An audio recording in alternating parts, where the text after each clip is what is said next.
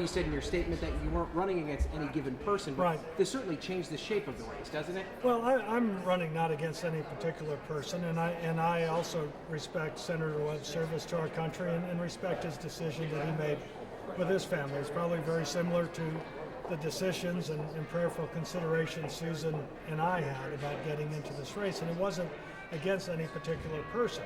The reason I'm involved and want to get back into it and asking the people of Virginia to hire me on again is I'm concerned about the future of our country, and I think the voices of Virginians have been ignored in Washington. And so we're going to be putting forward a very strong, positive, constructive agenda to reining in the federal government and getting our economy going with more competitive energy policies as well as economic policies. Do you think it could have an impact on your race on the Republican side? Could this maybe convince more Republicans to get in a potentially primary? You've already got at least one person running. Well, there may be, I don't know how many may get into it.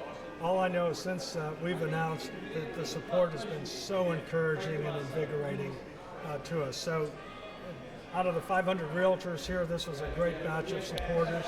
And people know my record. They know that I actually know communities and people throughout Virginia. That's not something that you brag a lot about, but the point is that there's folks all over Virginia where I've lived or where I've worked with people to bring in jobs or improve the safety in their communities, and the outpouring of support is really great. And our campaign, again, is focused on an agenda, a platform that is positive and constructive to get this country back on a path to prosperity.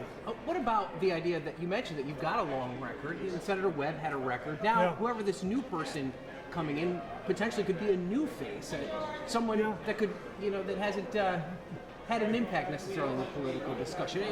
How would you stack up against somebody that maybe doesn't have a record to lean back on, or that could be a liability? I don't know. Look, do you think you actually think the Democrats are going to listen to me on who they're going to nominate? No, I mean it's a fair question. I don't know who they will nominate. I do have a proven record as governor on jobs and education reforms, and also in the Senate in working to keep taxes off the internet and improving the death benefit for families who lost loved ones in war, and nominating folks like Henry Hudson to be judge in the Eastern District of Virginia. So we're going to run a campaign that is going to reach out to everyone who pays taxes, works for a living, and cares about their family. Because I think our ideas, whether it's a productive energy policy to make sure we have affordable American energy and not be susceptible or vulnerable to hostile countries, to reining in the federal government, to making our tax policies more competitive, will mean that more young people like my children and others who are graduating from college have a better opportunity to achieve their dreams. This election's about regaining Americans' control of our own destiny rather than being vulnerable to others.